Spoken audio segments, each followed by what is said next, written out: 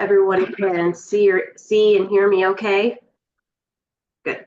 Well, welcome to our very first virtual growth session. I know I saw many of you on our first office hours not too long ago. It was wonderful to connect with you after the in-person kickoff. But these are our 3-hour learning sessions. And so from time to time, you'll see prompts, articles, questions that we want you to consider before joining these. We gave it to you a little easy this time. We didn't have anything for you to read in advance, but we do really want to see you in the Brightspace environment. Thank you for your patience with me being able to organize that in a way that's useful. If you have any feedback about finding things in the online course, please let me know. This is my first time using it, but I think I've got it down now, and everything is organized by categories. So you'll see everything related to the Applied Learning Project in one section, everything related to 360, and then each of these sessions has their own space. So there is a discussion prompt for you if you want to start a conversation in between our live synchronous sessions.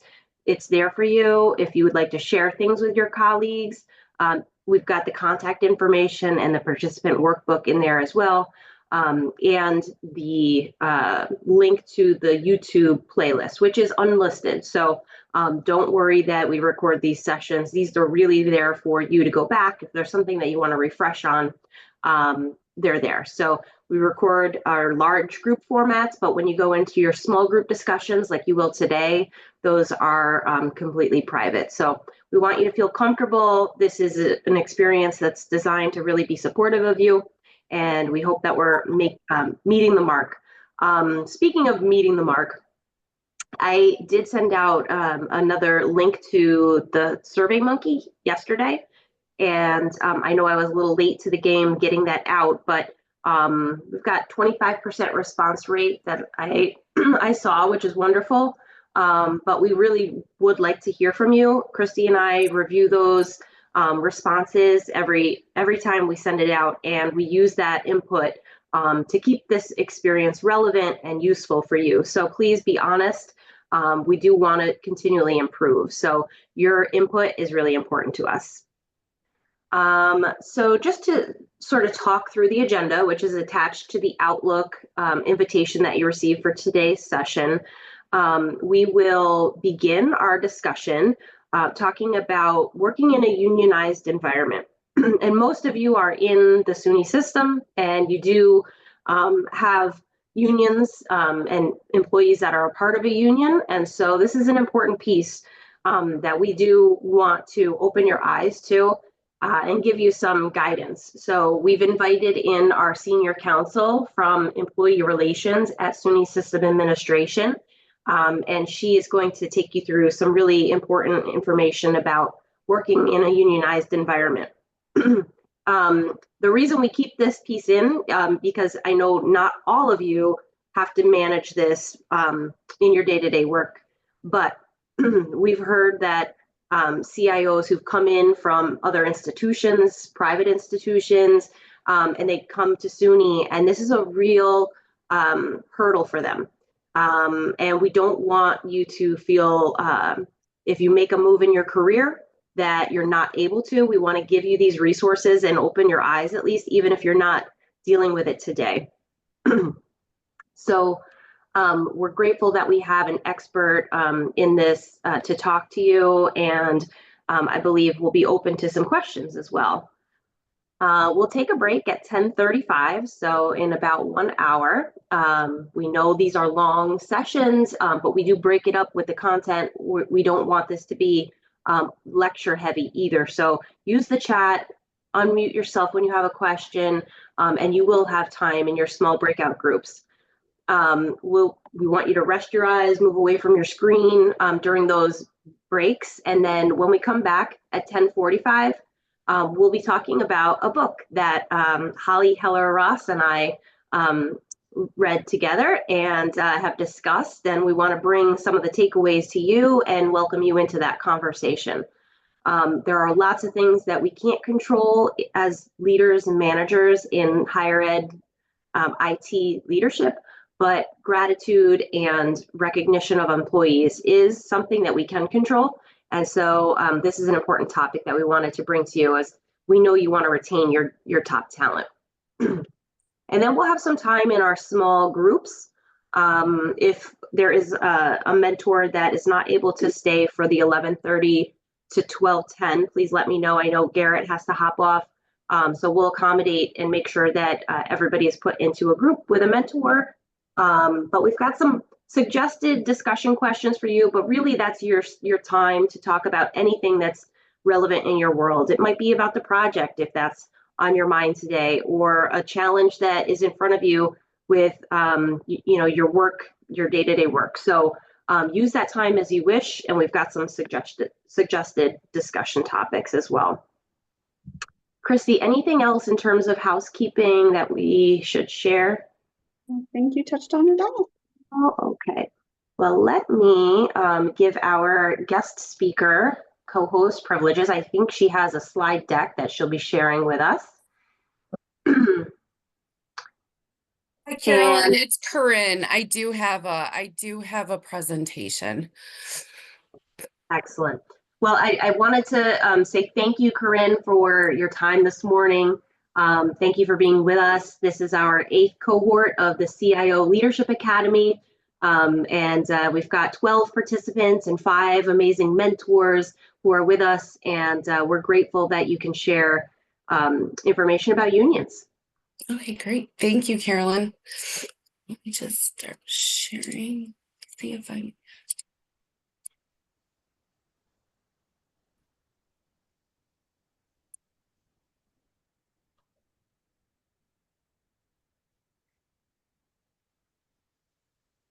I'm just trying to figure out, I need to do it as a slideshow. So.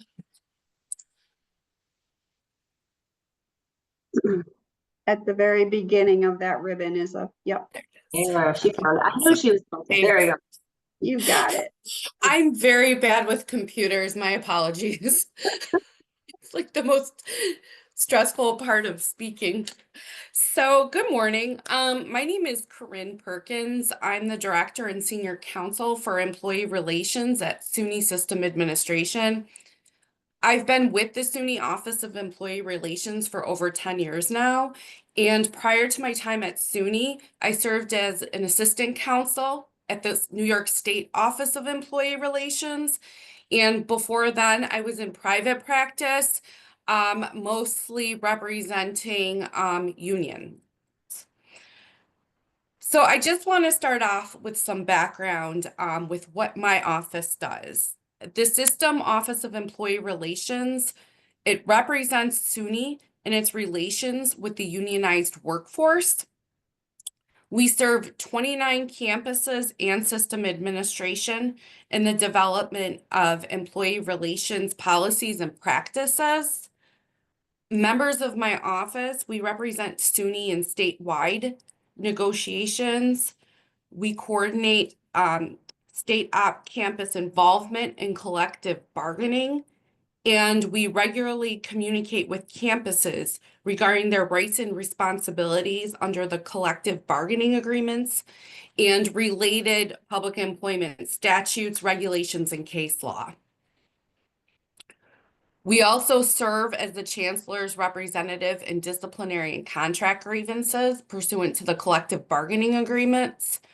And we coordinate the defense of improper practice charges, which go before an administrative agency called the Public Employment Relations Board. We also assist campuses with interpreting and implementing the policies of the Board of Trustees as they relate to employment. And we also serve on labor managed committees, and we discuss topics that include professional development, technology, employment, diversity, and safety. It's with that background that I'm here to discuss how to lead in a unionized environment. And again, I work on state-operated campuses, but a lot of what I say applies to SUNY's community colleges as well, and other public employers.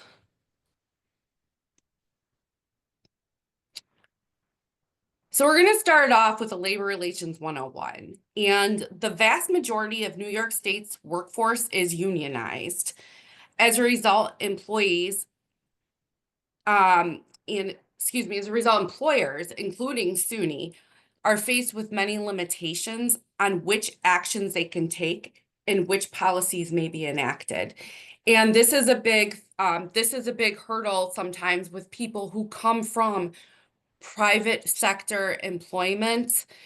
There's a lot of rules that public employers, including SUNY, have to follow when dealing with employees and employment in general. Now, to put it in perspective, for SUNY state-operated campuses,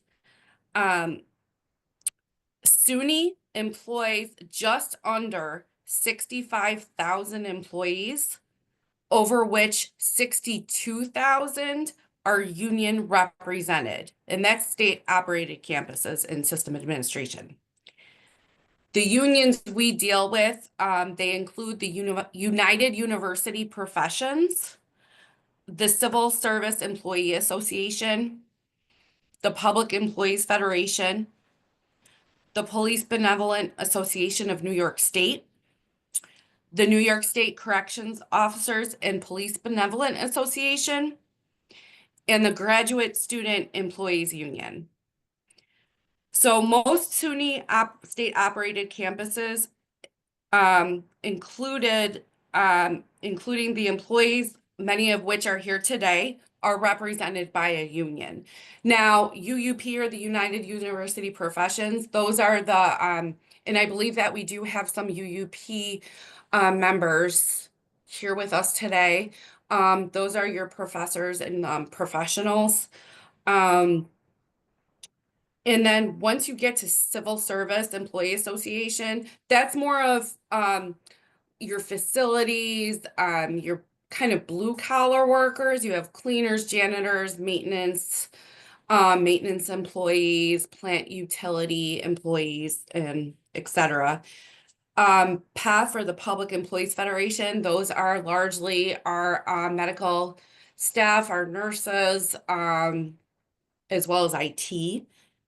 And then you have the PBA NYS, the Police Benevolent Association in New York State. Those are your university police officers.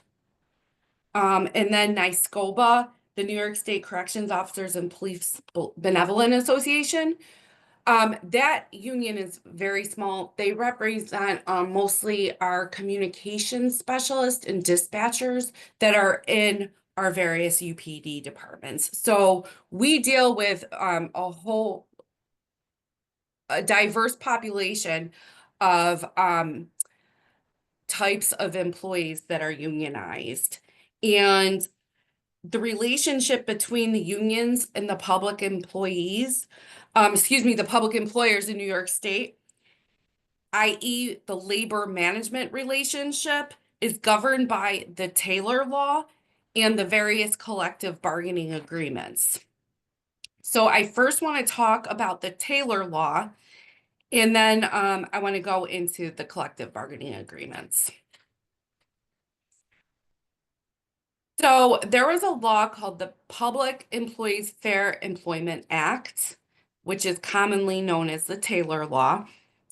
And that's a labor relations statute covering most public employees in New York State. So if you're a public employer or you work for a public employer, you are covered if you're unionized by the Taylor Law. The Taylor Law is administered and enforced by the New York State Public Employment Relations Board, or PERB. And what the Taylor Law does is it gives employees the right to unionize, it certifies bargaining units, it prohibits strikes. The Taylor Law requires management to negotiate terms and conditions of employment. It establishes impasse procedures and defines improper practices. Now, when I discuss the Taylor Law with manager and leaders, I usually focus on the terms and conditions of employment piece of it. And the reason for that is because employers, by their managers and leaders, are prohibited from unilaterally changing terms and conditions of employment. So what are terms and conditions of employment? The Taylor Law defines them as salaries, wages, hours, and other terms and conditions of employment. So in simple terms, when you're dealing with terms and conditions of employment, you're dealing with anything that affects an employee's life on the job, no matter how small or inconsequential it may be. So examples may include salary, work schedule, break rooms, dress codes, parking, smoking, anything that could affect those types of examples. And because they're considered terms and conditions of employment, changes to those examples must first be negotiated with the union. And this is true even if you are providing a benefit to the employees you supervise or manage. So I want to take you through a real basic example of a benefit and how it is it's a term and condition of employment. Let's say you're the director of facilities at your campus, okay? So you would have a lot of CSEA represented employees under you. You would have maintenance operators, maintenance assistants, etc. Understanding the current cost of living, you would like to do something positive for your employees, and you decide that you want to provide them with t-shirts to wear to work. So you'd think that a campus would only need to let the employees and facilities know that they will be receiving these t-shirts and ask them for their sizes. But instead, the Taylor Law requires that the employer sit down with the union and discuss the idea of providing the t-shirts. The parties may need to agree on how many t-shirts each employee receives, how often the t-shirts need to be replaced, who is responsible for laundering the t-shirts, what happens if the employer can no longer afford to provide the t-shirts to the employees, whether the employees would be subject to discipline if they chose not to wear the t-shirts, etc. So the initial idea that the director of facilities believed would be a benefit for the employees can lead to long-winded negotiations with the union. So as managers and leaders, if you're thinking of implementing or changing a policy, providing or eliminating something related to your employee's job, it's important to consult with your HR department prior to doing so. Your HR department can assist with determining if your thought may affect something that is considered a term and condition of employment, and what the necessary steps would be to implement what you'd like to do. And a lot of times for state operated HR departments, they consult with the SUNY System Administration Office of Employee Relations, and we analyze what the particular campus or department would like to do and try to get them there. And a big thing is that once you provide a benefit to employees, it cannot be taken away without negotiations. And examples of benefits include providing bottled water to employees, purchasing a Keurig machine for the break room, etc. For the Keurig machine example, if the employer provides it and it breaks, the employer may be on the hook to replace it because they provided a benefit to the employees.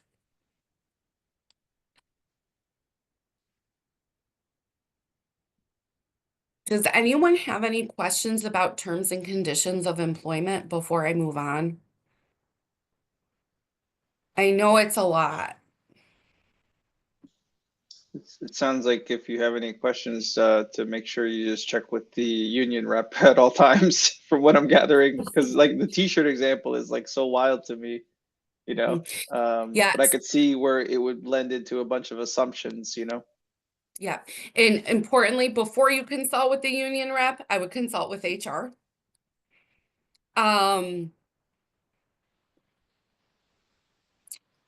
Because I mean, while some people have very positive relationships with their union reps, I had the t-shirt example actually happen at a state operated campus, and the union was against it. So, the same thing, another example I can provide about benefits is, let's say you wanted to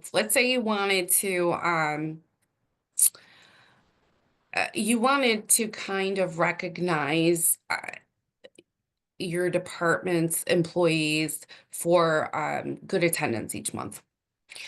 So you provide them with a pizza party. If you have that pizza party continuously month after month for a certain period of time, let's say you have it for over a year, that's a benefit that the employees enjoy. So once that year's over, if you stop providing the pizza party due to financial constraints, the union is not pleased, they could file an improper practice charge at PERB, alleging that you unilaterally changed a term and condition of employment, and SUNY could end up at PERB to defend that. Oh, hey, Karen, this is Garrett. So, what I just heard is if you do a pizza party, like you said, and is that being paid by the institution or is that coming from the pockets of, say myself? And I guess if I do it as an administrator, and the funds are coming from me as a thank you or however. So that puts the institution at risk for establishing a practice. Is that what you're saying? And benefit? If you do it regularly, when they could regularly expect it, say like the last Friday of each month, they can argue that it's a benefit, I think.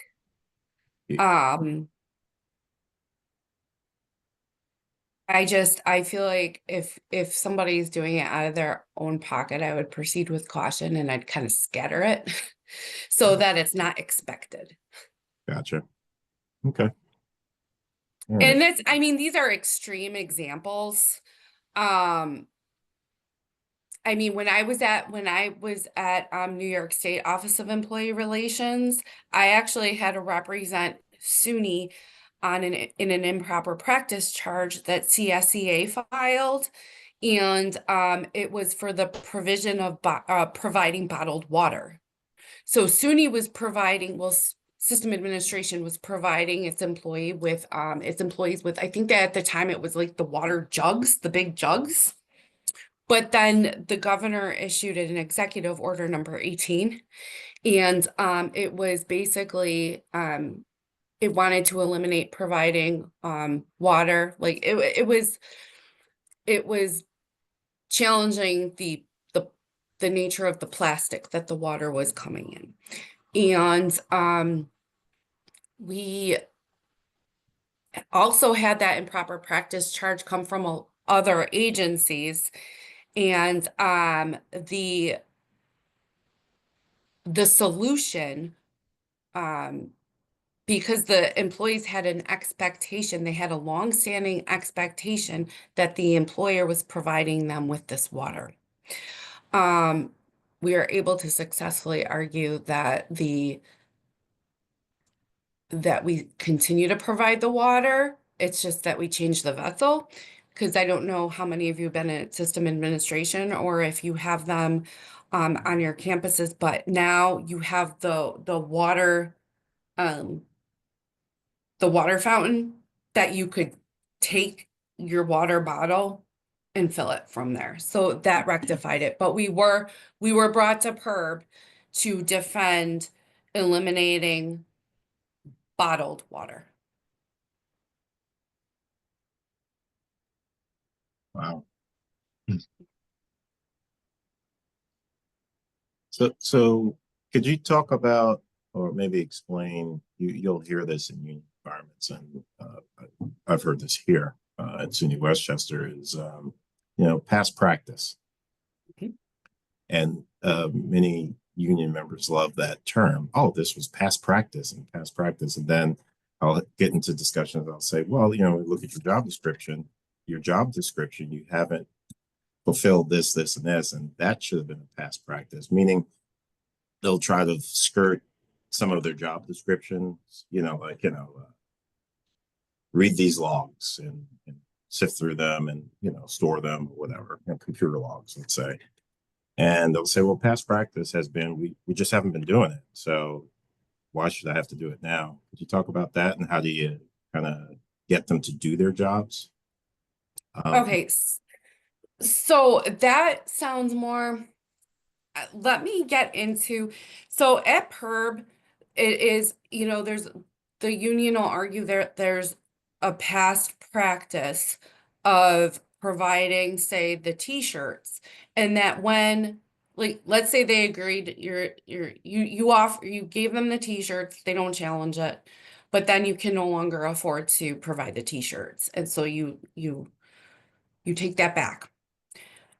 The union will go to PERB and they could file an improper practice charge stating that there was a past practice of providing t-shirts and that the employer unilaterally changed that past practice when it eliminated providing the t-shirts.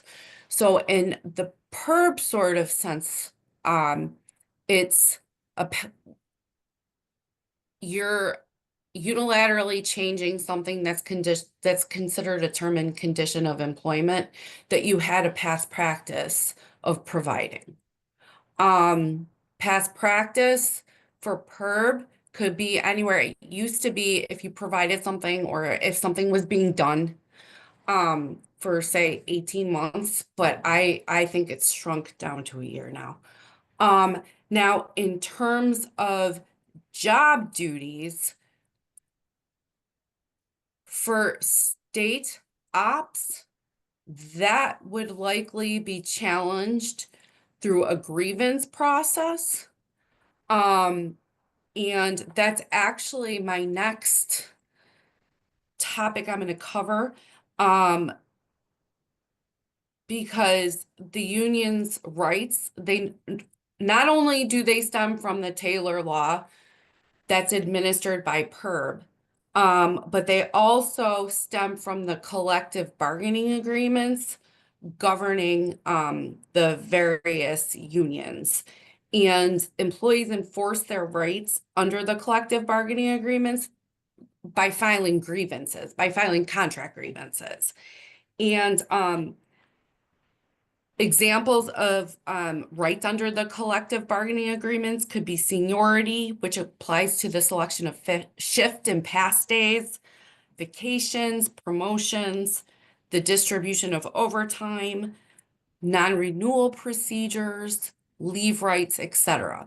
Now, for state-operated campuses, I do, I work mostly with the classified service, which is, the PEF, CSCA, NYSCOBA, and the PBA.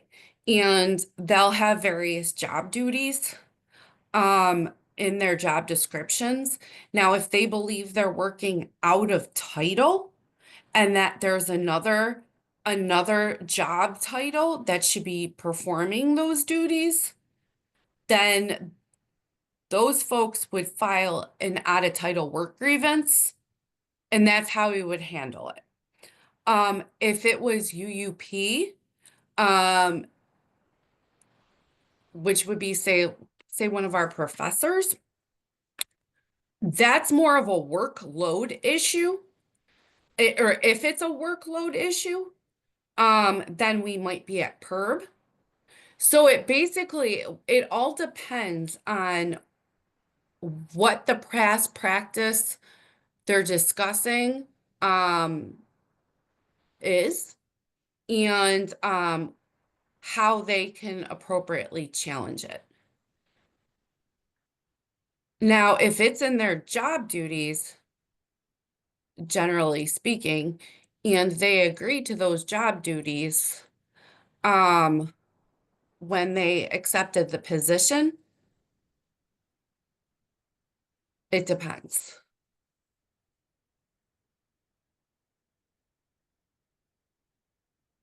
I hope that helps a little bit. Okay. Yeah, I've gone through that, Mhm. and it always turns out typically the union leadership says, well, if it's there, it's there, right? And you have to do it. Yeah, Um, yeah. Go ahead. Oh no, the unions love to throw around the term past practice. Yeah, Love it. yeah. They love it. So one of the things that I've seen also from a union perspective is how the job descriptions, like we work in tech, so the job descriptions never stay up to date with the technology and the terms and so forth. So we try to write these pretty basic job descriptions, not basic, but solid job descriptions that can withstand the test of time, but sometimes that doesn't happen. So for instance, we'll get a new piece of technology, a new piece of storage or storage system. And they'll say, oh, this is highly complicated. I can't manage it. I need to go up a grade. How have you seen those things turn out? In terms of like, this is out of scope now because it's just, we went from one storage system to the other. The employees arguing that it's just way too complicated. It's moving into a different space, closer to a different space than what they would normally do. So I've seen it a lot with unions won't like going from paper to computers, to computer systems. And we make the argument that it's just changing the manner and means by which they're doing the same work. I have had a situation where there were CSEA members and they work on a computer system, and they were CSEA grade 9s, let's say. And they worked on a specific computer system at a hospital, and the system changed, and they argued that it was a more complex system. And if I think that in those kind of situations, as so long as they're receiving the training and there's no additional duties imposed upon the employee, and you have a conversation with the union, you should be okay. I've also had situations where an employee could say that they're working out a title because it's a more complex system, but then in those situations, that would be an out of title work grievance. And we ask the campuses to review the job description, the current job description, and also the job description of the the level that the employee alleges they are doing the work at. And we're often able to make the argument that the job duties remain within their current title. Cool. Thank you.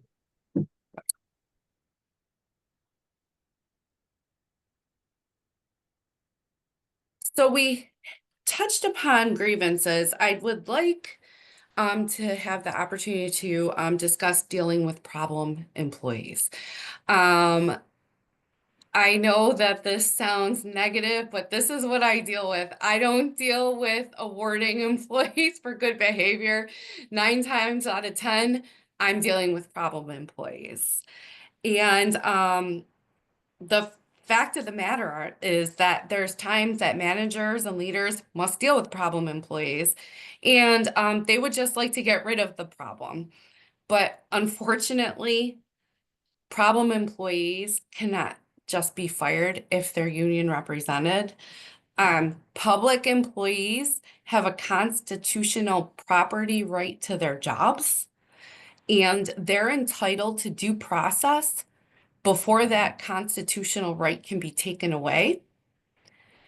So in simplest form, due process, it involves notice and the right to be heard at a hearing. And all the collective bargaining agreements, they contain specific requirements regarding the notice and right to be heard. And it's typically in a disciplinary article of the contract, the collective bargaining agreement. So what happens if you have a problem employee? There is something called progressive discipline, and the goal of progressive discipline is to resolve an issue involving misconduct and or incompetence without having to terminate a problem employee at first. So this is discipline, but it's always best to start with counseling an employee. And then if counseling doesn't resolve the problem, we go to progressive discipline. And generally, progressive discipline starts with a minor penalty. And if misconduct continues, that penalty is increased as needed. So I said that we should start with counseling. And what that is really an effort on the part of the supervisor to provide feedback on an employee's performance. Now, counseling is not considered discipline, so it can be positive, but it's usually negative feedback, and it usually starts, it kind of triggers progressive discipline later on down the road. Regardless of whether it's positive or negative, counseling is not disciplinary in nature. Instead, it's viewed as a positive means of communication, and it's meant to communicate constructive goals. So with counseling, the supervisor is attempting to teach or modify poor behavior or misconduct and assist the employee in employee development. And the thing with counseling, though, is if you're counseling an employee for certain behavior, that employee cannot be disciplined later on for that same instance that you counseled the employee on. So if you ever have any questions about whether misconduct rises to the level of discipline, I would consult with HR, because once counseled, if you already counseled them on that particular instance, you're precluded from having HR discipline them. Now, there's always exceptions, and progressive discipline does have some exceptions. And what I mean by that is you could skip over counseling and the progressive disciplinary process and immediately seek termination, but it has to be for severe misconduct, which could include theft, workplace violence, sexual harassment, etc. The minute you learn that one of your employees may have engaged in that kind of behavior, I would immediately notify your HR department.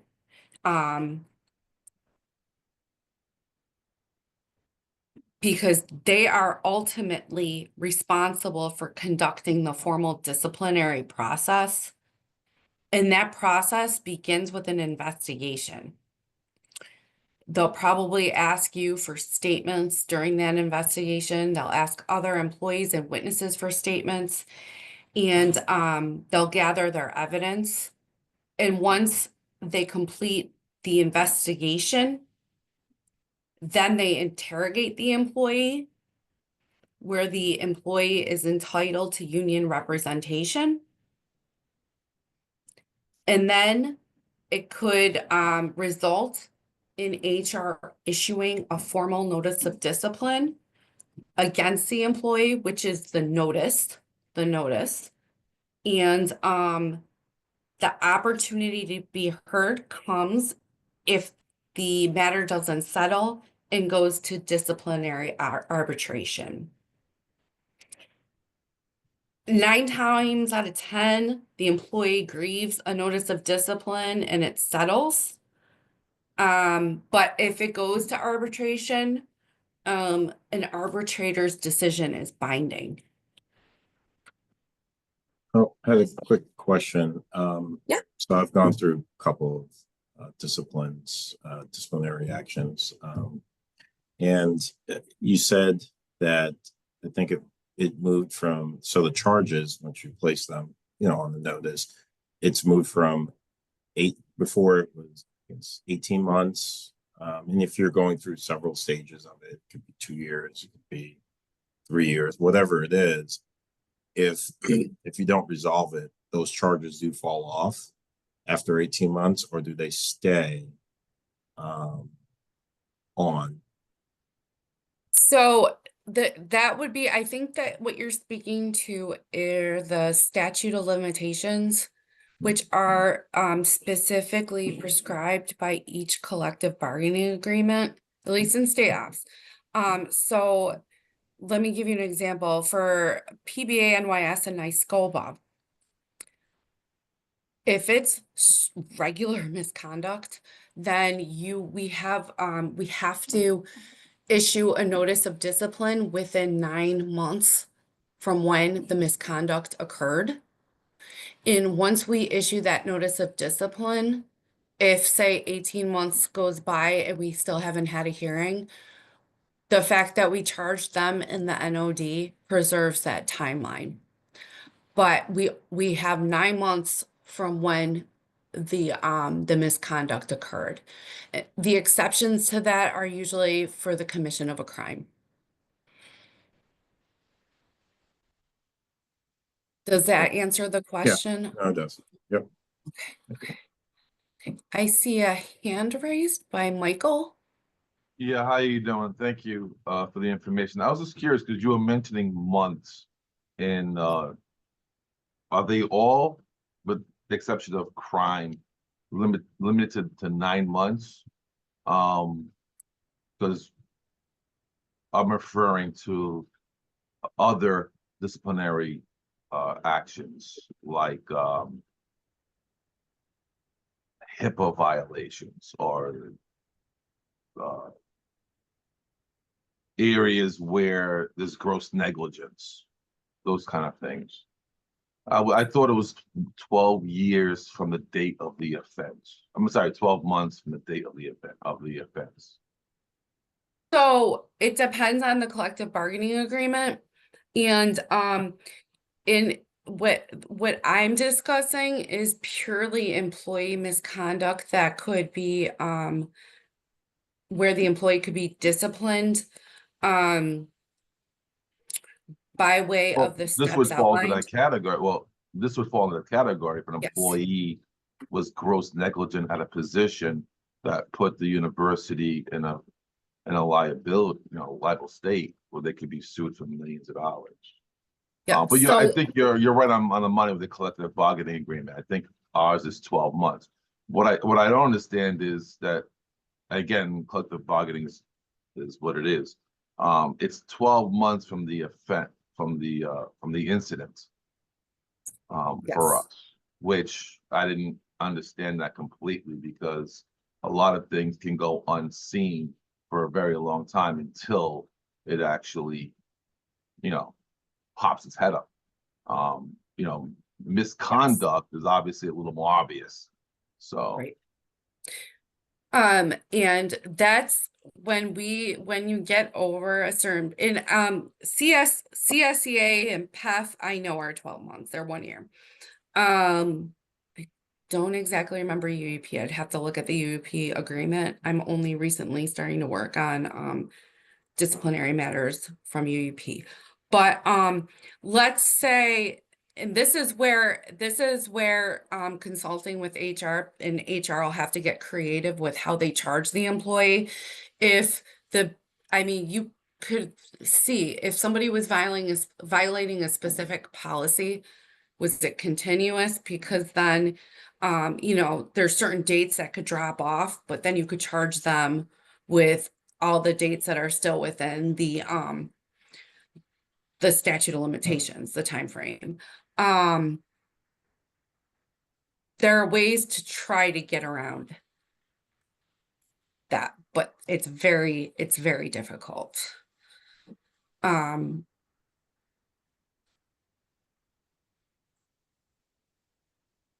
If you have a specific example, I could try to walk through it, but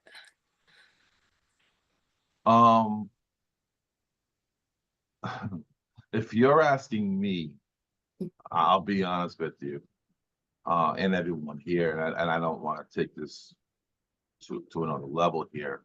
That is, UUP is my number one issue with my staff, and I have probably 50 examples, if not 100, to give you of the union overstepping their boundaries and blocking and management, not the HR included, from doing their job.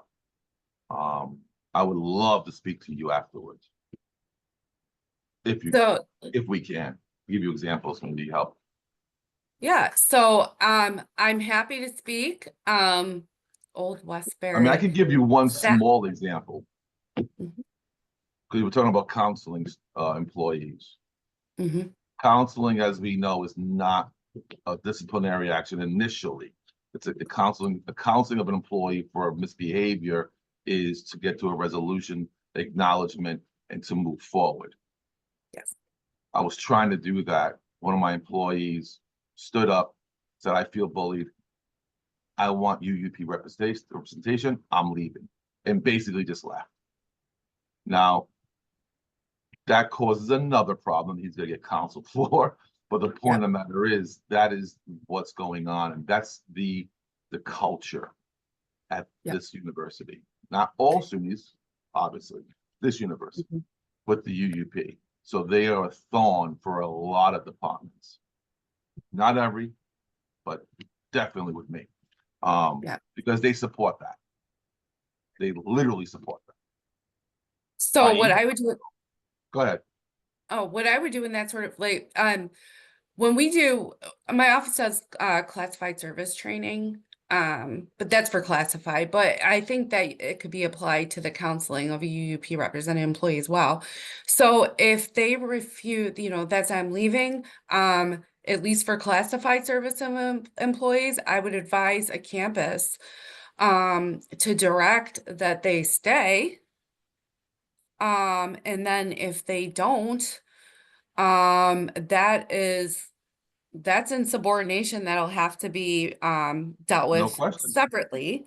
No question. And then on the counseling memo, we notate that the employee refused to sign, and then that would be something that should be brought up to HR, HR's attention. And HR, It I has. would advise HR to have a discussion with the union about what's going on. No, but I've got union presidents saying if they're being counseled, we need to be there.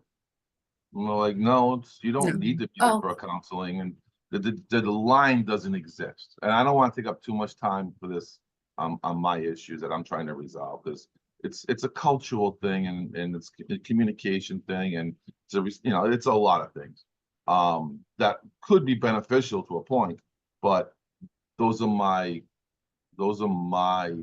my thorns that I'm trying to resolve as peaceful as possible with the authority that I have. Obviously, I work up my chain of command. I go to the HR. I let them know what's going on. But when the UUP representatives are saying, "Oh no, if you're going to counsel that person, we need to be there." No, they're wrong. They don't need to be there. But disciplinary actions, no question about it, they need to be there. Right. But if you're going to Right. step in the way of any manager counseling somebody, and in our counseling forms, it literally states that you're signing this, not that you're agreeing to it, you're signing that you received this. That's basically it. Not that you agree. And they Right. can just literally be insubordinate and walk out, and the union protects that right. And they cross the line. That's where management has a problem being managers. So that's, but again, I don't want to take up too much time. This is, like I said, I can give you 100 examples. Yeah, well, that's just another example of, dealing with problem employees. And it's just Yeah. a lot of people, it would be easy if we could just get rid of the problem, but unfortunately, we have to work with the collective bargaining agreements. And it sounds to me like you have difficult union reps there too that have to be dealt with. Yeah.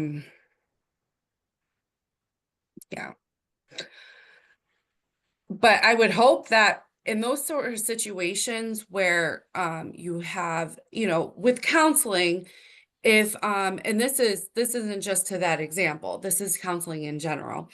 If during a counseling session, a manager or a leader is encountering this like this resistance, during that session, I always say take a break.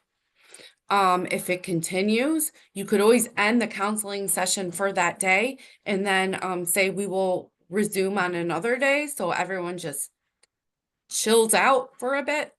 And then if you pick it up that next time and the same thing happens, that's when you direct them, you give them various directions. And if they refuse them, then you might be looking at another counseling, or if it's bad enough, disciplinary action. So Tried. I tried. sorry. I'm sorry to laugh, but yes, it's No, not my first time to the rodeo. I brought Yeah. HR, I brought everybody in. So, but we'll work it out. We'll figure a way.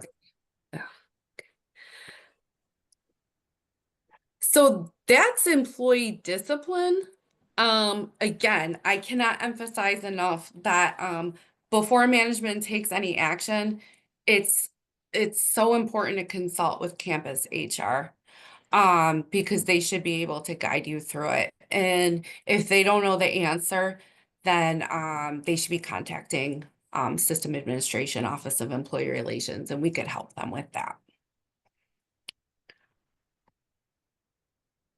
So that's what I had to present today. I don't know if there's any questions. I'm happy to take any questions up until your time. And if I don't know the answer, I'm happy to look into it for you. Actually, I've got one more question. Nothing Okay. specific, just general question. The collective bargaining, that is the guideline between that is the Bible between management and employee relations as far as how to manage them, basically. That's basically what it is. No, Oh, yeah. it's Read it here. well, it provides them with their, I mean, it provides benefits to the employee and Mhm. procedural requirements. Okay. So whenever there's a question, honestly, if I don't know the answer, I go to the collective bargaining agreements to see if there is a specific provision that speaks to the question. If there's not, then I look elsewhere. I could look at, I look at the Taylor law, because it really is the labor management, relationship. It really is governed by the collective bargaining agreements and the Taylor law. Is there a copy of that floating around somewhere that everyone can see, or is it in the UUP manual, or? where A can- copy of the collective bargaining Yeah, agreements? yeah, something, even a summary of something. Well, the agreements are, copies of them are on the New York State Office of Employee Relations website. Okay. And it's, I can't figure out it's hard for me. Let me see if I could. And if you can get the link later on, that's fine too. I've been to that site, so. Oh. Corinne, if you want to share it in an email with me, I can put it in our Brightspace course. Mhm. 'Cause I Okay. think there'll probably be a lot of interest in people just making sure they're reading the right agreement. Yeah, and again, it's really for your HR to know the specifics on them. So don't think that, it's nice to have a familiarity with them so you understand, generally the parameters and Correct. Just more knowledge that we expectations. have about, just more knowledge we have makes it easier. Yes, That's all. yes. Yeah, on OER's Corinne, there's a website. question from Holly in the chat. It says, "Is this a New York State constitutional right?" I'm not sure if you addressed that one. When you had referenced that the employees are constitutionally protected. Yes. They have a New York State constitutional right to their jobs. Gotcha. I was Yeah. just asking because I don't think it got answered. And then Fion asked, oh no, he didn't ask a question. And then I think Michael just asked his question. I was just catching up with the chat. Oh, I'm sorry. I'm so bad at keeping up No, with chat. No worries. I was just trying to help. I was just trying to be Yeah, helpful. thank you. So Louis yeah, is I doing did. my jobs. I have to thank him for that. So I do that a lot. I kind of like interject myself. It's I guess sometimes it's a talent and sometimes it's not. No, thank you. So I did get, I had back when I in my day when I was at New York State OER, when it was GOER, I was representing, it might have been SUNY on a contract grievance, where it was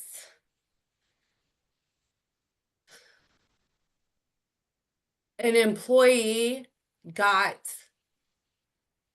kind of dinged out of their position. Or they applied for a position, an internal position, and what happened? I'm sorry. There was another employee or an outside employee who applied for the position as well. And the outside employee got the position. It was just a mess, but bottom line, the internal employee who applied for it, there was no position for him to go back to. And the issue of the right to your job was raised and it was written about.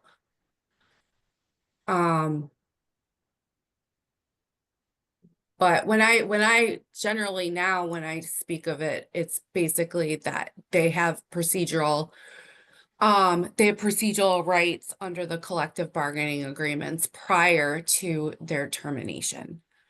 Corinne, we do have a hand up too. I just want to make sure we allow enough time for another question before you have to leave. Okay, yep.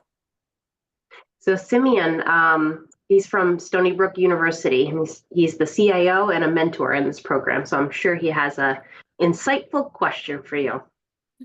Corinne, thank you. Both, I have a reaction and maybe more of a comment as opposed to a question. I really enjoyed your presentation with all those reminders for all of us, not necessarily to walk on eggshells all day long, but to remember that there is a CBA, a contract that basically guides how we should be doing things. And so while you were talking, and I was trying to internalize all that you were sharing with us, I've created 3 buckets for myself. Before I act or we act, maybe just asking ourselves, is this the due process? That's one question that I have to ask myself. Can this be grieved as being contrary to due process? Second one is unfair practice.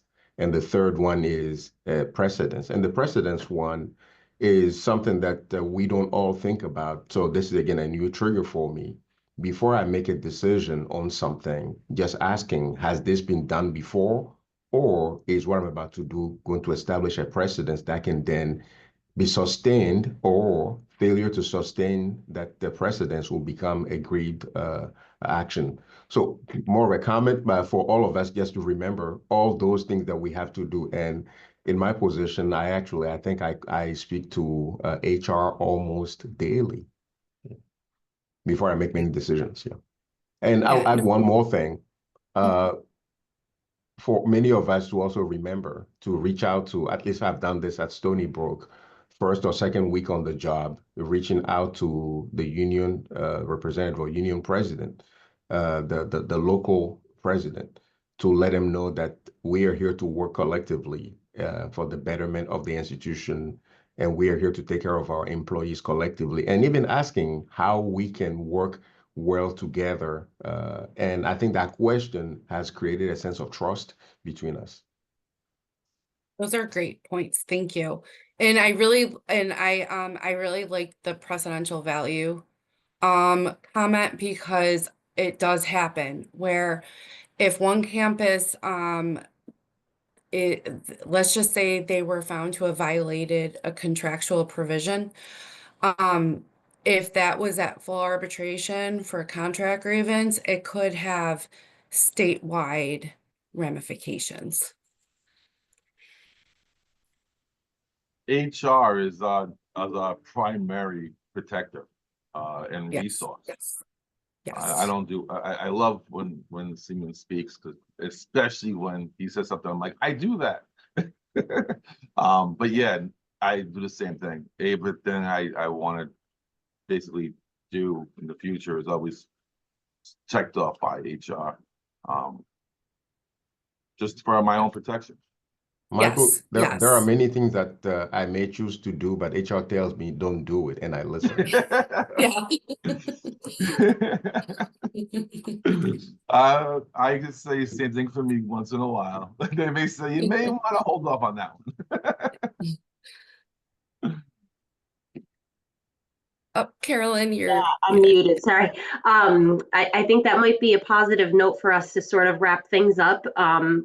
Obviously, what you've offered today has been a springboard for our group to keep discussing and working through, and at least open the conversation so that they are not scared of this, but they know the process, they know the questions to ask, the people to work with. And so thank you so much for shedding light on this and sharing your expertise. Okay, thank you. Thank you, everyone. And I will send that link. And if anyone has any follow-up questions, please don't hesitate to contact me, and I'll try to help. Thank you so much. Thank you. Can you share your slides as well? Yes, yes. Thank you so much. All right, so our Thanks. group has earned a 10-minute break and we will be back at 10:45. So feel free to mute yourself and turn off your video and we'll be back soon. Thank you. Hey, we're back. Welcome back, everyone. Hope you had a chance to step away, heat up your coffee, whatever it is that you need to do to get yourself comfortable. And again, we want to make this interactive, and I'm glad to hear such good questions and conversation in our earlier segment. Welcome, Holly Heller-Ross. Some of you may recognize her name from the WIT email listserv. She is a force to be reckoned with, and so glad that she can join our CIO Leadership Academy. Holly, do you want to say hello to the group and sort of share your vantage point where you're sitting and what brings you here? Yes, absolutely. Well, first of all, Carolyn is bringing me here. She had the idea to invite me to participate, particularly focusing on gratitude at work, and I'm very grateful for that invitation. I'm thrilled to see Tyler Whitney here. Tyler is one of the Plattsburgh team and a fabulous, I hope, aspiring CIO or whatever he's interested in, he will be successful. And Lisa and Simeon and people that I know and Jen. So yeah, thank you. So I am a former CIO. I'm a librarian by training. I was a hospital librarian. I was, I worked in insurance. I've hung wallpaper. I've done a bunch of different things. My favorite job is working at a college for all the benefits that working at a college brings in whatever role I've been in. So I'm just happy to be here. Thank you, Carolyn. No, absolutely. Thank you so much, Holly. And I think she was thrilled at the opportunity to read a book. And so get back to her, true passion of being a librarian and bringing books to an audience that will find this useful and valuable. And so I'm going to share my screen. I put together a short slide deck just to sort of launch our conversation. Let's see here.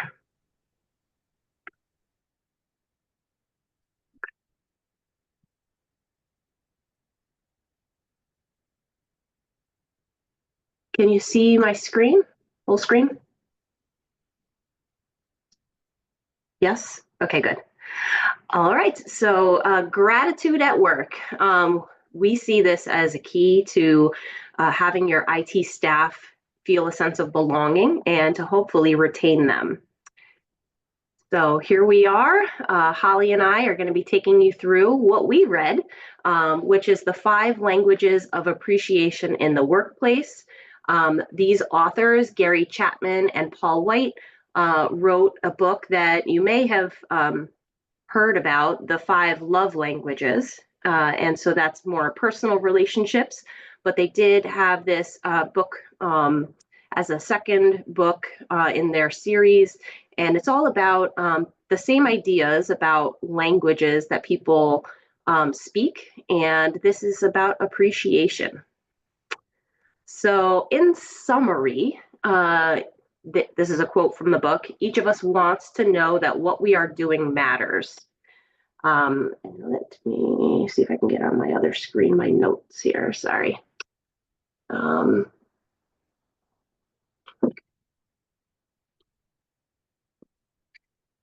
Oh, I think now everyone's seeing my notes, huh?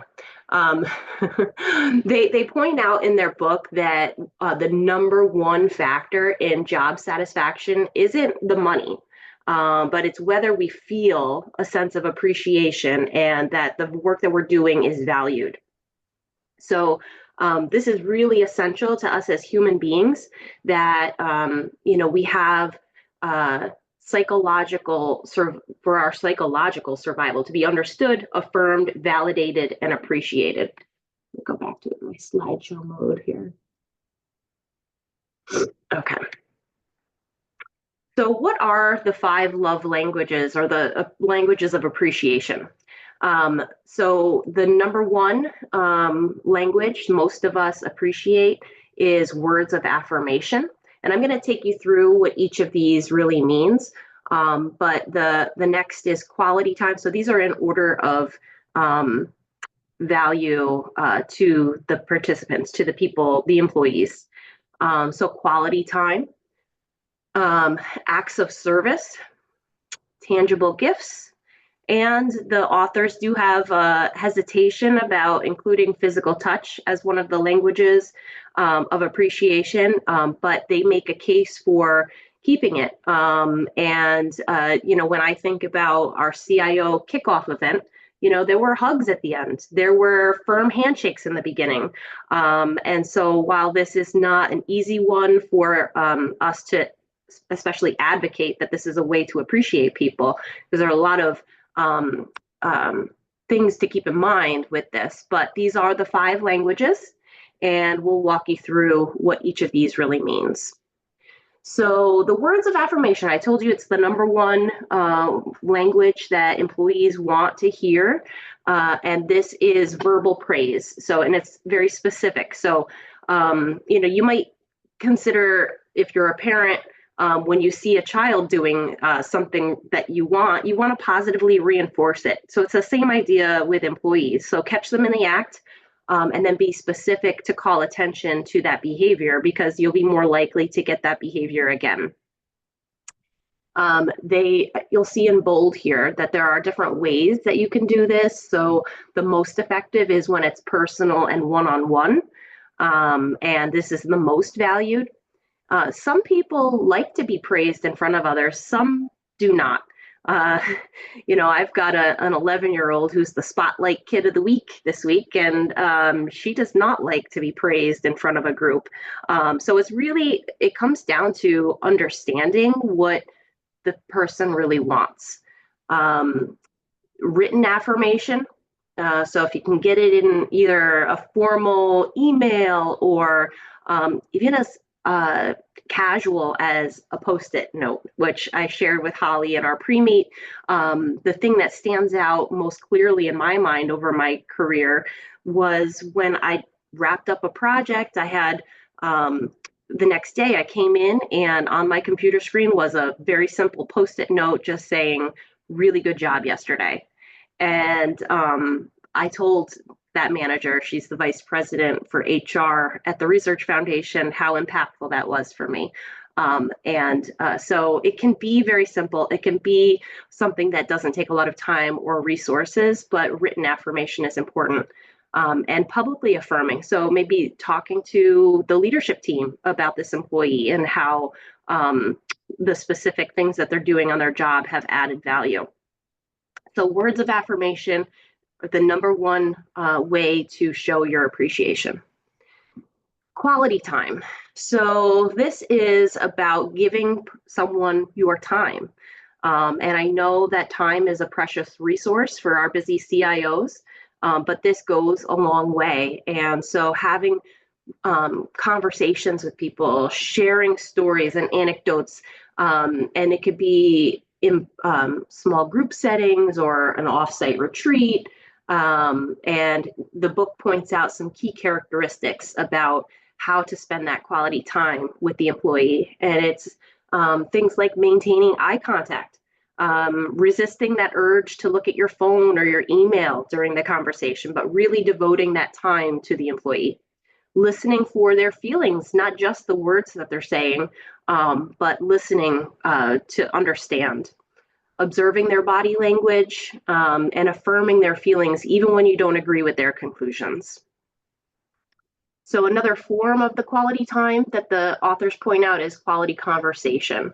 And so just having time to have conversations with them and know that this is slightly different from words of affirmation. This is just spending the time and not having to say attaboy or job well done, but just being human with them and spending that time. So acts of service. This sort of surprises me because I guess my work style is that I like to do things myself, but some people they feel appreciated when someone pitches in. And there's some things to keep in mind with this acts of service, because you want to make sure that you're offering the help that they want. And so it's about making sure that your job is done first, before you volunteer your time to help others, asking before you provide that help, not assuming that you know what they want or they need, and making sure that that help is actually help. So doing it their way, doing it out of your own volunteer spirit, checking your attitude, because if you're doing it, but you're doing it through sort of gritted teeth, they will know. And so checking your attitude to make sure that you want to do it, or that you're, doing this as a way to show that employee that you appreciate them. And to making sure that whatever you begin with them, that you finish. So making sure that that help is actually helping. So tangible gifts, I know this can be challenging in a state environment with purchasing and gift rules, but this is one of the languages of appreciation in the workplace. Maybe there's something at your campus that you could give as a gift, and that's compliant. But I know, working with John Kolb, the CIO at RPI, there are hockey games that employees like. So I don't know if there's a sporting event where maybe leaders are given tickets that they can give away to employees. But thinking about what that employee would actually want, right? Because we want to make sure that it's something that they value.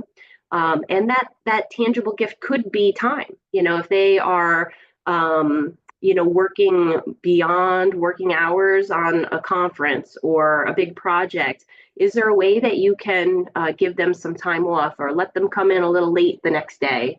But considering time as one of those tangible gifts. And physical touch, obviously, it's the least valued in the audiences and the people that were researched in writing the book.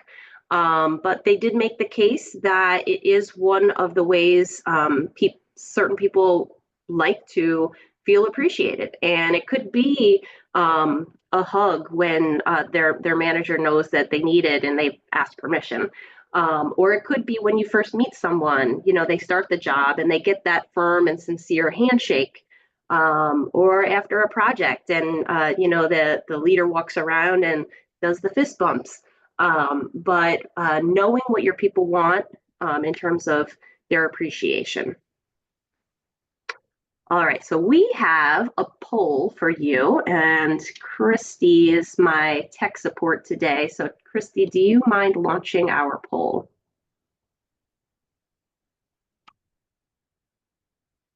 All right, going to launch.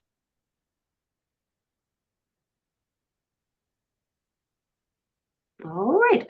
Okay, so I would like you to select your top 2 choices. This is multiple choice, but think about the ways that you like to receive appreciation. So pick up to 2.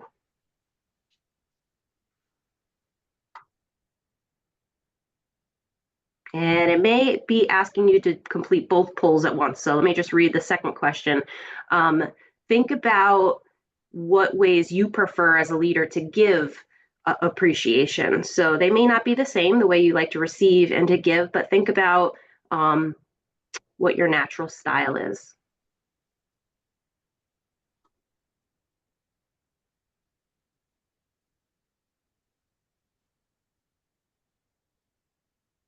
Okay, we'll give it another 10 seconds. Get your votes in.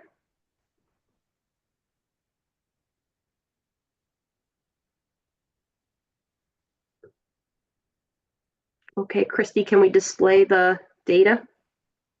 Yep. Great. Okay, so this is what our audience likes to receive in terms of appreciation. So overwhelmingly, 77% of you like those words of affirmation. So that reinforces what the authors are telling us. And quality time, pretty solid at 46%. Acts of service, yeah, I would agree. Like three of you said you like someone to pitch in, but that's a lot of people who wouldn't prefer that. Tangible gifts. Yeah, who doesn't want a ticket now and then or a time off? And see, physical touch, it's still there. Small numbers, but it did make the grade. And then your natural style. I like to see that what you prefer to give is matching what most people like to receive. That's wonderful. Quality time. I think that's my natural style when I've had employees. I love to be able to do that and have casual conversations with them and really listen and understand what their strengths are. And acts of service, definitely. We've got a lot of doers, individual contributors who want to be involved and help their team. A few tangible gifts, and nobody's liking to give the hug. So, yeah, interesting. It's fraught. Nobody And you wants to know- nobody wants to be in HR. Right, right. Yeah, That's the hardest one. I wanted to say that I had been thinking about the earlier session working in a unionized environment, and I was thinking one of the things that I think I did successfully when I was working as a CIO was to have the, regular networking meetings across campus, like with the business VP and the director of facilities and university police and HR, other administrators. But I also included our union chapter presidents, that those were standing monthly meetings with the union chapter presidents so that I could head off, and I see you nodding, Simeon, because we would get on the same page. Before a problem was even escalated to those presidents, they knew what I was thinking about, and I had their advice as well as the advice from HR.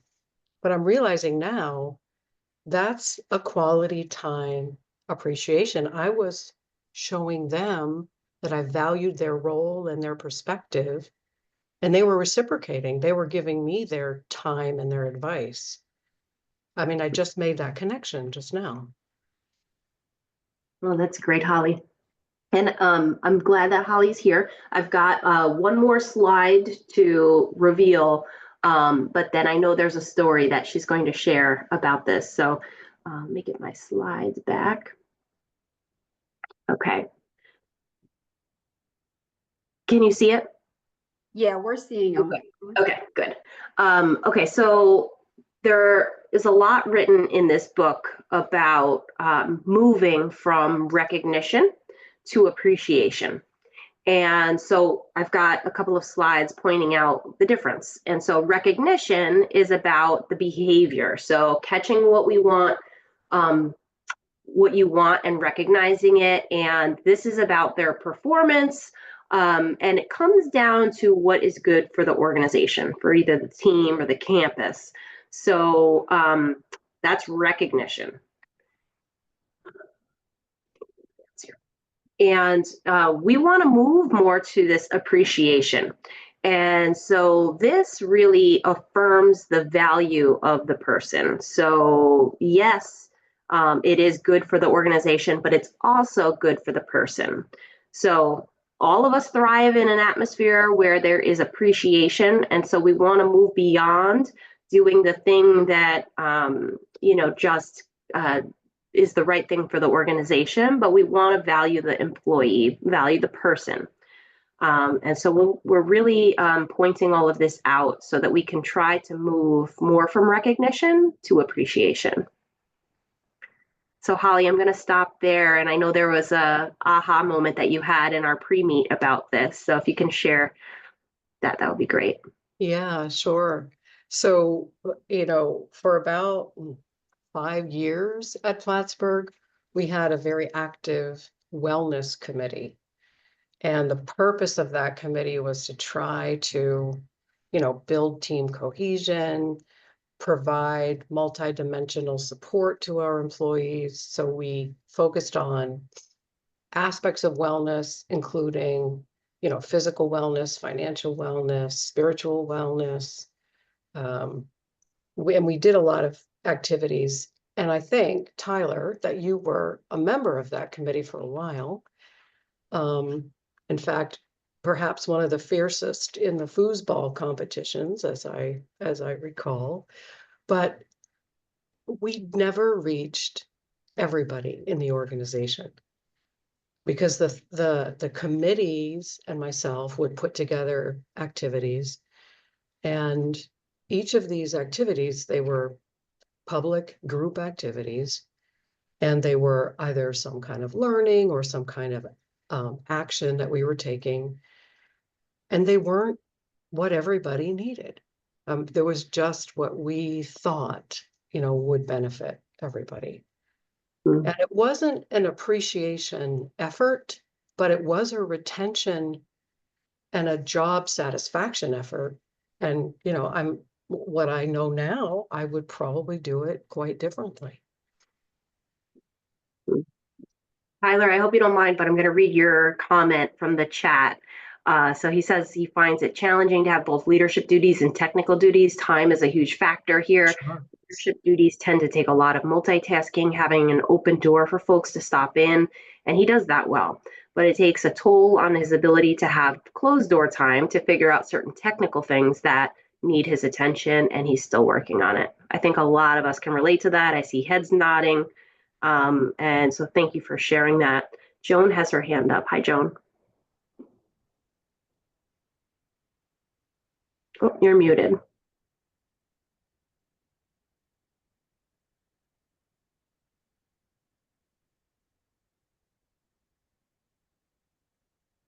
No, we can't hear you.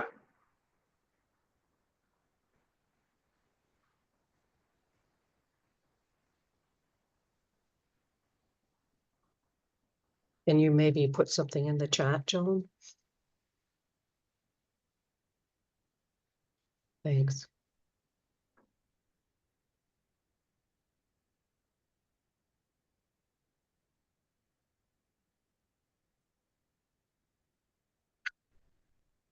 Oh, I see, Tyler, disc golf, very cool.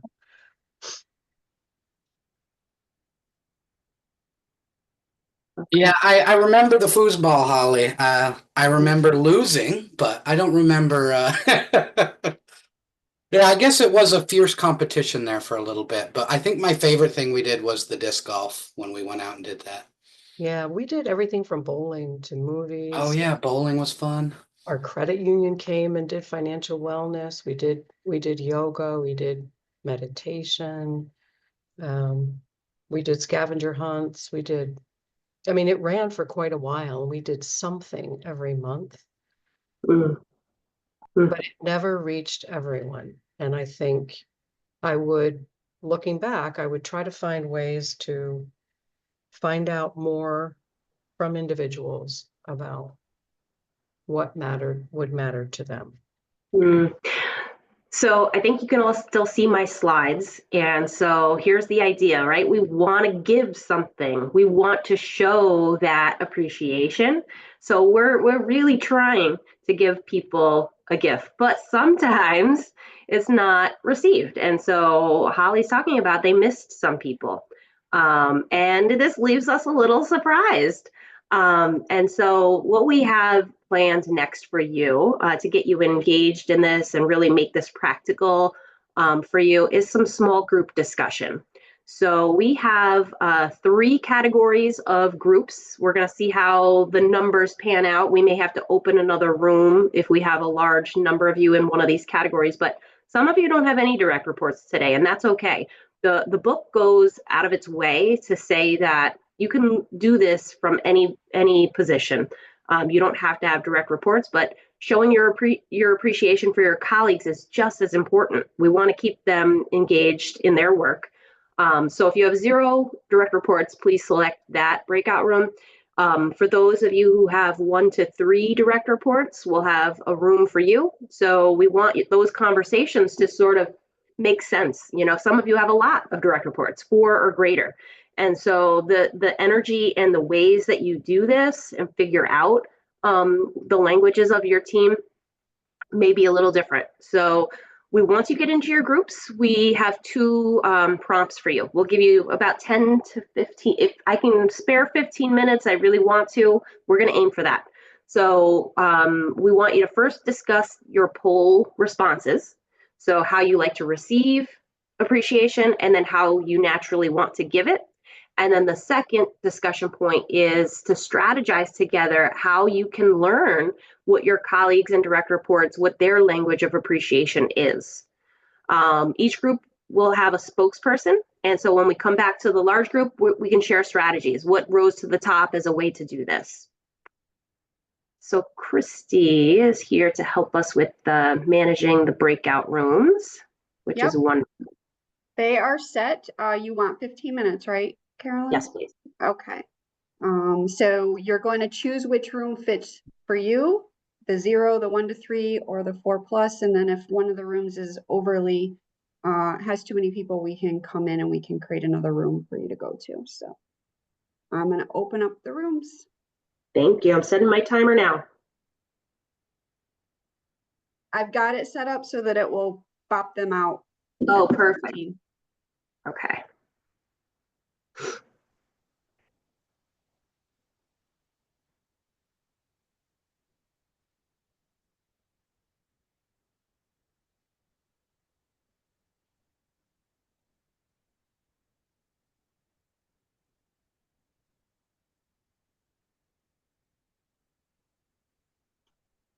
Are we supposed to get a pop-up or something? Yes, you should see a way to pick which room to join, either the 0, 1 to 3, or 4+. Can you see that? And there's a little blue join button. I do not. I don't, yeah. It may be at the, Carolyn, can you stop sharing? Oh, I your see screen? breakout rooms. I see it. Yeah, You have to click yeah, on, look for. I got it. Thank you. Yeah. Wait, I'm sorry, where? If you click on more, it might be more, and you just choose breakout rooms, and then you choose Thank the, you. the one Yeah. to join. Yeah. Thank you. I'll join the 1 to 3. It looks like less. I could be in the, yeah.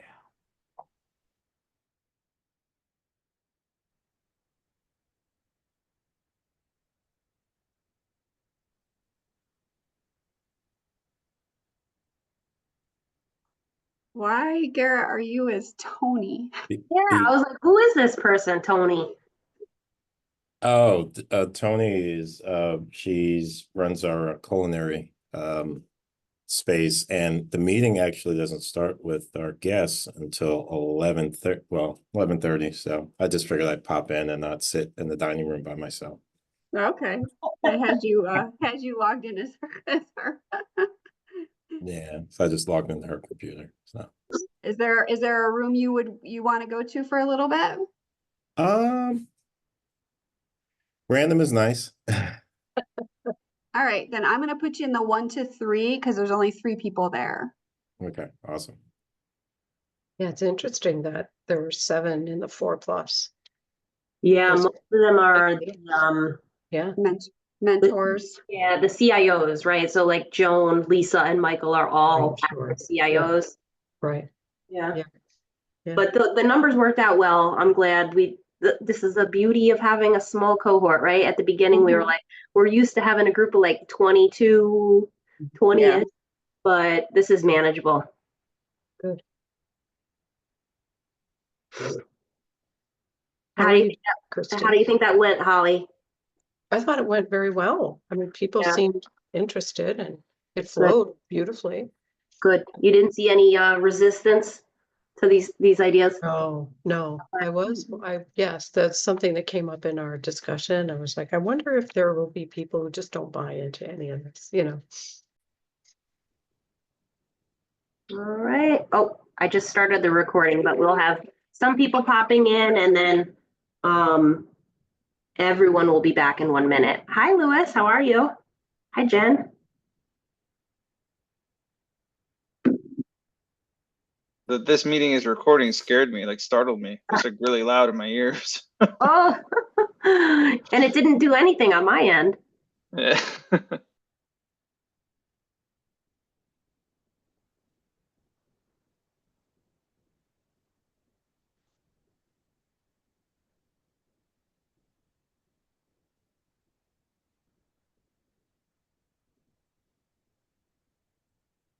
I love your background, Alan. Yeah, it's all wishful thinking. It's relaxing me, just the visual. Do what I can. It's like I can feel the sand. Yep. And we're back. We're back. All right. So I'm going to start with our group that had no direct reports. So we had Alan, Hassan, Joseph, and Ethan. Who's your spokesperson? I was voluntold. Hello. So what strategies did your group come up with to better understand the appreciation language of your colleagues? So I think the most prominent strategy that we discussed was Joseph brought up the concept of borrowing skills that we know works from our personal lives, being able to learn from like that and apply those skills into the professional life. So just being able to talk to people, build the rapport, build the relationship, and have a sense of really getting to know somebody. And once you know the individual, you would have a better idea of what works, or what is more applicable to them, what really motivates them. So it's really about learning the person and borrowing whatever people skills that you have from just your regular day-to-day life. You are underscoring everything that came out of that kickoff session. That was also something that Alan said. Yeah. I mean, the importance of relationships and leadership is about relationships. So excellent. Thank you for sharing that. The group that has 1 to 3, we have Fionn, Phil, and Shariq. Yep, I'm gonna be the spokesperson for this. So the main strategy we talked about was finding recognition and giving out recognition through the work that's being done, but like in meetings, really digging down and finding out like who is responsible for which parts, or even just finding within each team member how they're contributing to to the effort. And that can even just be if it isn't exceptional, it's just that they're here, right? They're here, they're doing the stuff that they were assigned to do, but they're doing it, and because of that, it's that team effort is moving forward. And so it's worth giving that recognition to those people as much as the people who have gone above and beyond on a certain task. Good.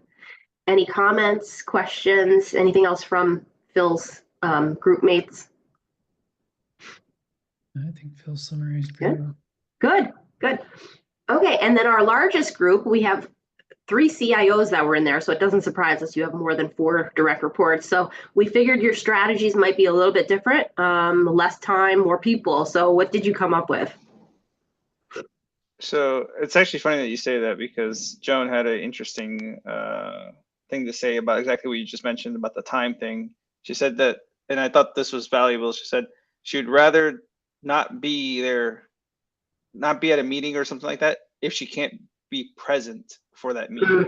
So not stacking too much on her plate where she's like, trying to maybe answer emails at the same time as she's being briefed on something. And that's just like a loose example that wasn't used, but it was just something that, I think is relatable. So I thought that was pretty good to hear. Like, hey, you know what? You can say no to things if you don't have the time and the bandwidth to consume it. And then go, maybe change that to a later date. But some of the themes that we went over as a group was basically, how we have, everybody's different. We kind of went over all of our languages, whether it's either receiving or giving.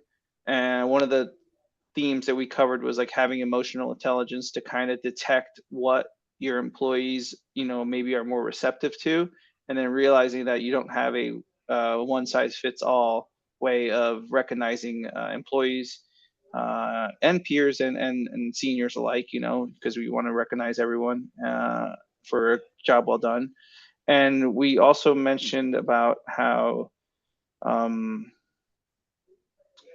it's important as a leader to be able to show your team that you can do the things that you're asking them to do. So you're also, maybe speaking up when the opportunity says, okay, hey, yeah, look, I'll do it, and I'm gonna show you guys how to do it, and then we'll go from there, and maybe you guys can improve upon it. I think it was Tyler that had the comment that he had mentioned there. Tyler, do you want to kind of address that how you spoke about that? Yeah, so I mean, I think my preferred giving language is acts of service, even though I had mentioned that I'm trying to be better with words of affirmation because, as Lewis was saying, everything's a little bit, everybody's different, right? And how they kind of receive that. But on the preference of kind of acts of service, yeah, the more that I feel like people kind of apprehensive to jump in. I don't know if it's they don't feel that they are able to do a good job in my eyes or someone else's eyes, and so I feel like stepping in and saying, well, okay, I'll tackle it, or I'll get us started, or I'll get the ball rolling, and working off that momentum I have found to be very valuable. Excellent. You all are reminding me of something that came up in the book, that you making the attempt and valuing appreciation for people is really important. So you may not be able to spend the time individually, but valuing it and doing it will show that others who have direct reports should be doing it as well. So that's really important. And one thing that I haven't mentioned yet is that if you are willing to purchase this book, it's $20 for the soft copy and $25 for the hard copy. And with the purchase of a new book, not a used one, they'll give you a code where you can go online and take an inventory.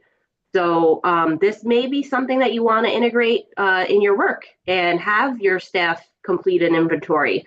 So that you really know what their preferred appreciation language is. So I wish it was free. It's not free, but you came up with great strategies, no matter how big your team is right now and how limited your time is. So good job there. The takeaway that I just want to reinforce is that if the message is not expressed in the appreciation language of the intended recipient, the action will not be especially meaningful to them. So you may have that intention, but you really want to make sure you hit the mark. And so thank you for your time today. And thank you again to Holly for being a part of this. And thank you all. Can I just say one more thing? Absolutely. No, I'm just kidding. Go ahead. I figured Leland wasn't here, so I had to interject, This is a leadership task, but it's not only a leadership task. And the authors really made a point to say that for some people, getting appreciation from their colleagues is much more meaningful. But the leadership task to model that and to create space for it in your organization, so you can do the direct providing of the appreciation work. But better than that, even better than that, you can create a culture where everyone is doing it, valuing it, respecting it, receiving it, giving it, because that can be more meaningful coming from a colleague sometimes. Yeah. That was a thing that I just wanted to, thank you so much. Yeah, and one size fits none. Good. All right. So we are going to transition into the next activity for today, and you'll have a chance to work with a mentor. I know we have 2 mentors that had to sign off a little early today, but for those who have either Leland or Garrett as a mentor, you get to choose one of the other amazing mentor groups that you'd like to join. So Christy's going to open those groups. You can join with your mentor or the mentor you'd like to work with today. Carolyn, do you have any directives of what they're going to discuss? Oh, yes, in the chat. I was saving it. I just pressed enter here. So here are the prompts. How have you been shown gratitude in the workplace that's been meaningful to you? So I shared my Post-it story. Maybe there's something like that. What are you doing to show gratitude in the workplace already? Maybe there's tickets that you have access to and you're just giving those out when they come to you. Or you've got a comp time policy that you use. What are the biggest challenges that you're facing regarding the workforce? So you could talk about the union issues that Corinne brought up, but anything you'd like to talk about, really this space is for you, and enjoy. We'll come back at 12:10 and I'll just sort of set the compass for our work ahead. I have a right. question real quick. Sorry. Yeah. For the feedback surveys that have been going out, is there a way, I was on that portal, is there a way we could see, I don't want to know who's responded, but like a percentage, just so I can know Yeah. to nudge people or not? Oh, the 360. Yeah, Louis, I'll send you an email. Okay, thank you.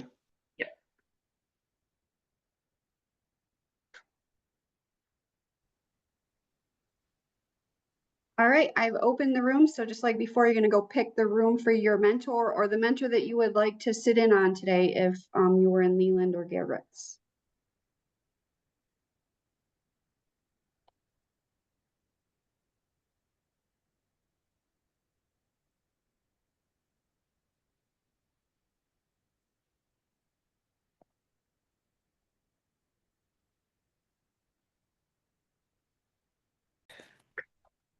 Want to make sure we get everybody, but we'll start the recording.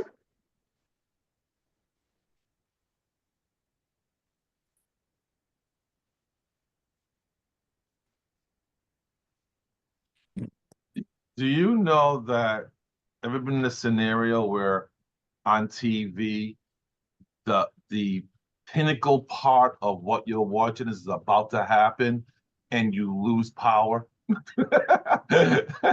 Well, that's what happens in these groups. Is it not giving you the 60-second warning? Yes, It but is.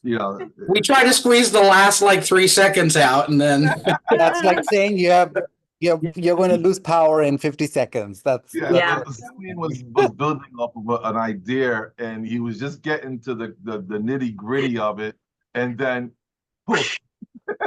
Mom pulls the plug out of the TV. Yeah. Go to bed. It's past your bedtime.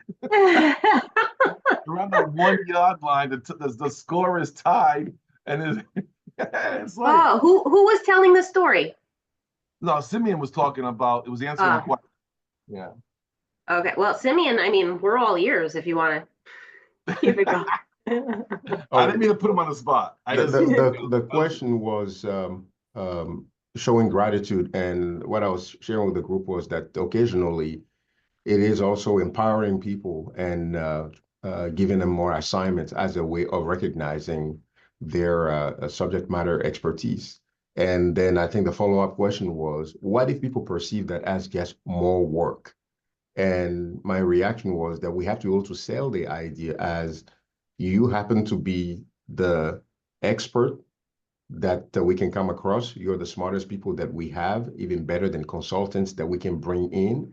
We don't have the money to hire consultants, and therefore we have to rely on you because you're our best assets. And that's the piece that I was sharing right before the room was closed on us.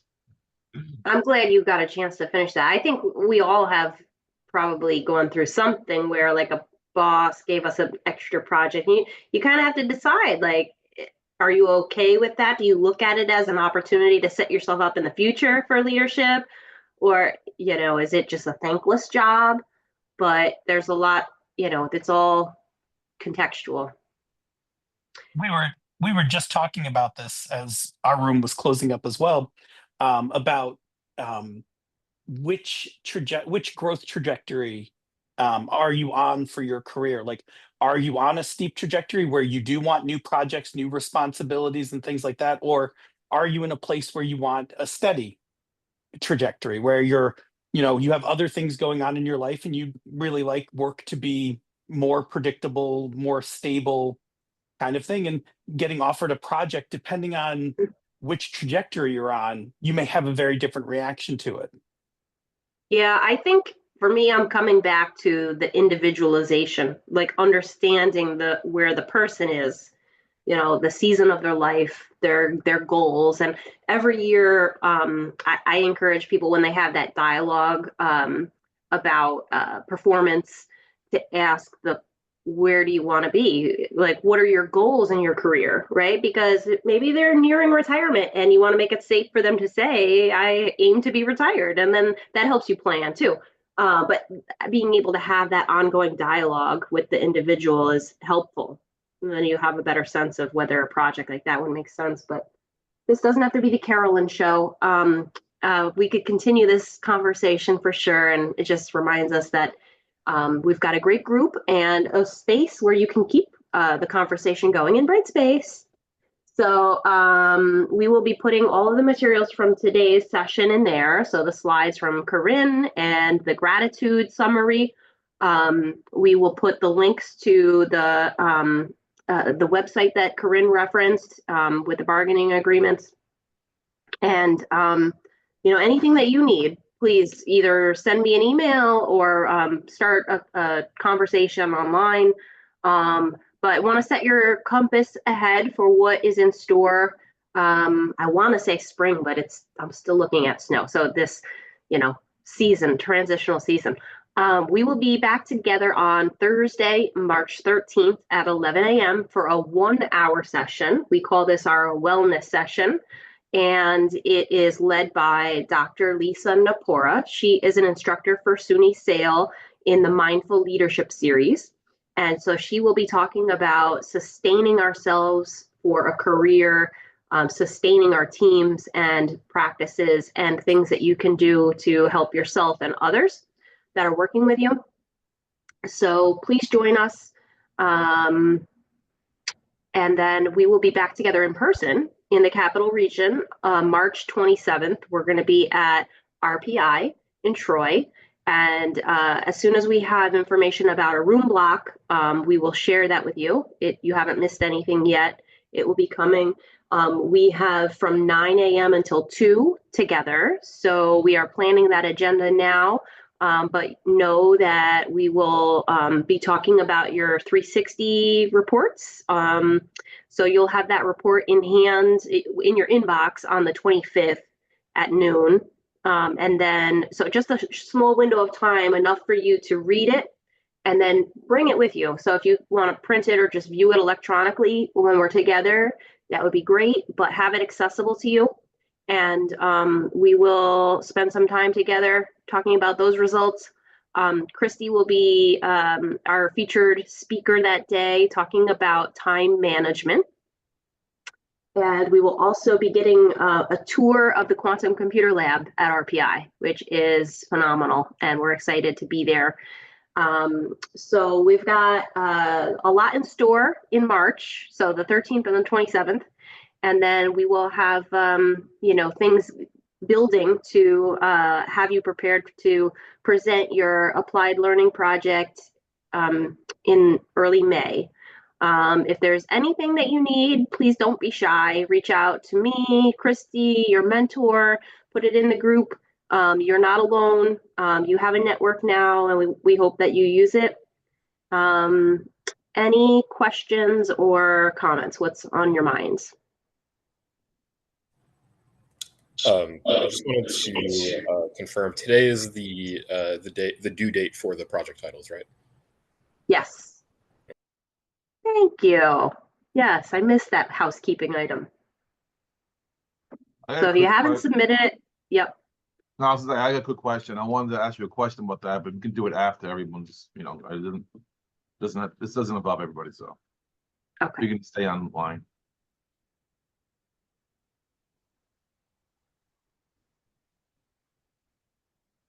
Well, I want to thank our mentors for all of their time, all that they put into this program. We couldn't do it without you. Thank you so much. Christy and I are appreciative of everybody being so engaged in this material, and I hope that today's topics were useful to you. All right, we'll stop the recording. We will upload that to YouTube.